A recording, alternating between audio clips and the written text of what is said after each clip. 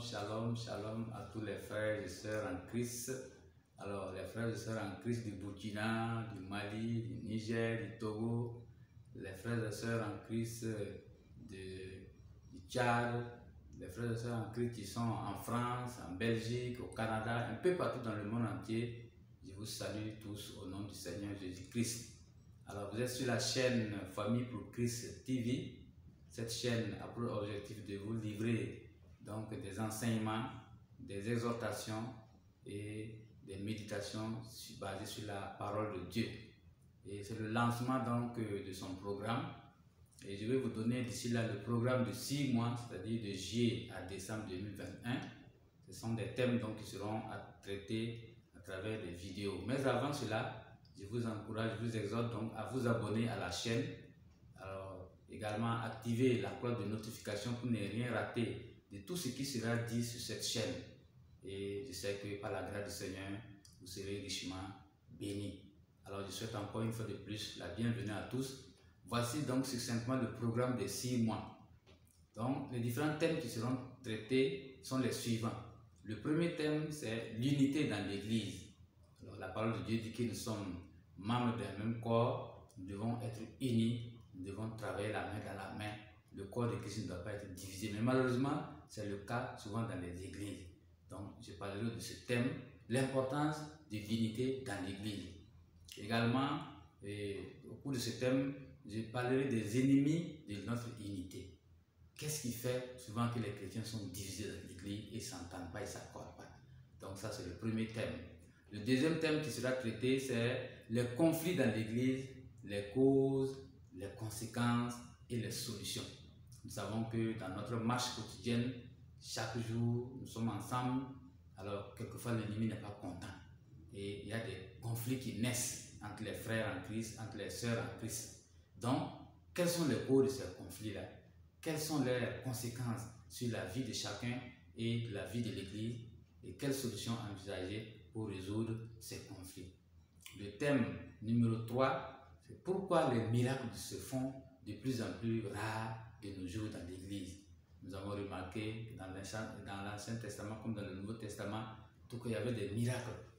Mais de nos jours, ces miracles se font de plus en plus rares. Qu'est-ce qui justifie cela? Donc ce thème sera traité dans une vidéo pour en tout cas aider les frères et sœurs en Christ pour savoir qu'est-ce qui fait que les miracles sont devenus rares de nos jours dans les églises locales. Le thème numéro 4, c'est comment un chrétien peut-il vivre pieux dans un monde pervers. Le monde dans lequel nous sommes aujourd'hui, c'est un monde vraiment perverti et nous voyons des choses qui avoisinent même de l'animosité. Et le chrétien vit dans ce monde-là. Comment il va vivre pieux dans ce monde perverti? Ça, c'est un thème qui sera traité dans une des vidéos. Alors, le thème numéro 5, c'est comment aider un frère ou une sœur en Christ qui est tombé dans le péché. Comment l'aider à se relever. Alors, souvent, nous avons des frères, nous avons des sœurs en Christ qui, dans leur marche, peuvent tomber dans le péché, peuvent même vivre dans le péché. Comment les aider? Donc, il y a une vidéo qui va parler donc de ce thème et ce thème sera traité donc, au cours d'une vidéo pour vous permettre de comprendre comment aider les frères et les sœurs qui sont tombés dans le péché à se relever. Alors, le thème numéro 6, c'est les 10 secrets pour une bonne gestion de l'église locale par le comité directeur que le pasteur principal souvent instaure dans ses tâches quotidiennes.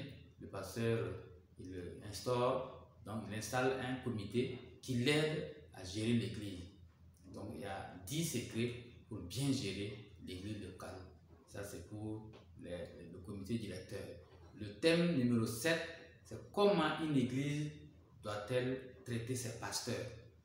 Les pasteurs qui sont nos pères spirituels, ils nous aident donc dans notre marche quotidienne, ils nous enseignent, et ils nous prêchent la parole de Dieu, ils prient pour nous. Alors en retour, comment nous devons les traiter. Donc ce thème-là sera traité dans une vidéo pour vous. Le thème numéro 8, c'est les signes de la mort spirituelle d'une église locale. Qu'est-ce qui montre qu'une église locale est morte spirituellement? Il y a des signes pour cela. Et donc ce thème sera traité dans une vidéo pour vous permettre donc de vous en imprégner. Le thème numéro 9, c'est comment atteindre le réveil spirituel. Le réveil spirituel, il peut être individuel, donc il peut être dans la cellule familiale, un réveil spirituel dans la cellule familiale. Il peut être un réveil au sein de l'église. Le réveil spirituel peut être également national. Comment atteindre ce réveil spirituel?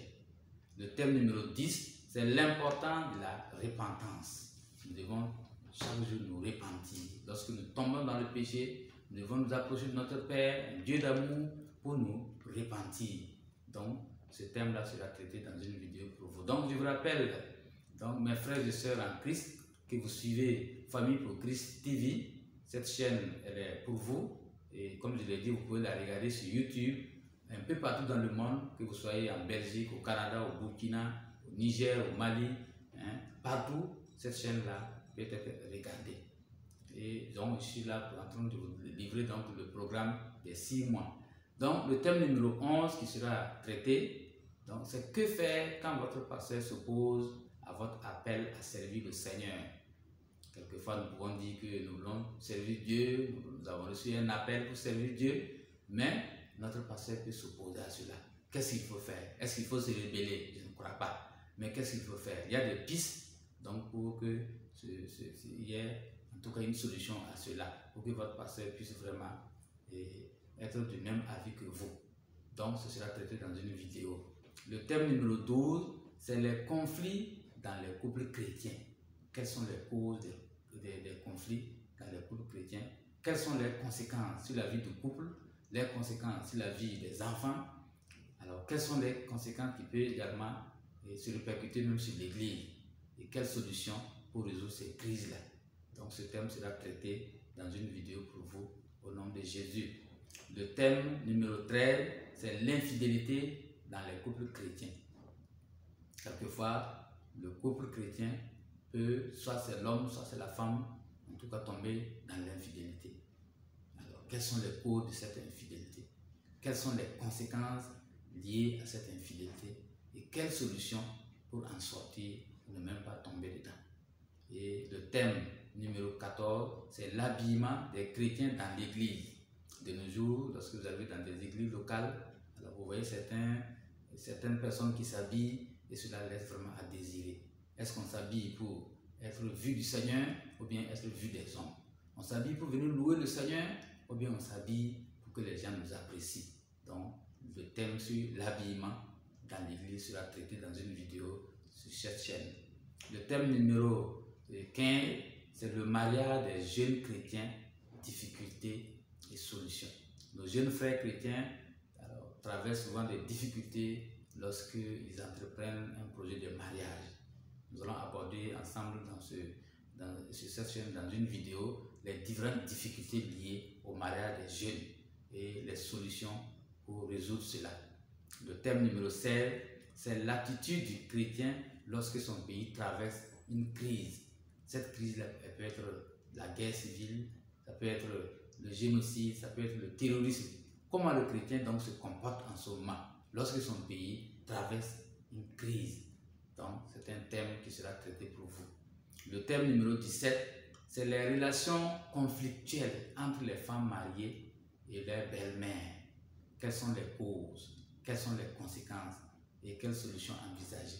Les femmes mariées le savent, quelquefois lorsque la belle-mère vit sur le même toit que vous, alors il y a des conflits qui naissent. Qu'est-ce qui amène ces conflits? Quelles sont les conséquences de ces conflits sur le couple? Et quelles sont les solutions pour résoudre ces conflits? le thème numéro 18, c'est les droits et devoirs de l'enfant que dit la Bible. On entend parler vraiment des droits et devoirs de l'enfant, mais qu'est-ce que la Bible dit à propos de cela? Ça, c'est un thème qui sera également traité dans une vidéo pour vous. Le thème numéro 19, c'est les souffrances de Christ. Lorsque le Seigneur est venu sur terre, alors il était dans la chair. Il a subi des souffrances. Et j'ai pu recenser dans la Bible un certain nombre de souffrances, au nombre donc de 17, que le Christ, le Seigneur, a enduré sur terre. Et cela est une leçon pour nous. Alors nous pouvons également traverser ces souffrances. Quelles leçons nous pouvons en tirer? Et enfin, le thème numéro 20, c'est les péchés des pasteurs.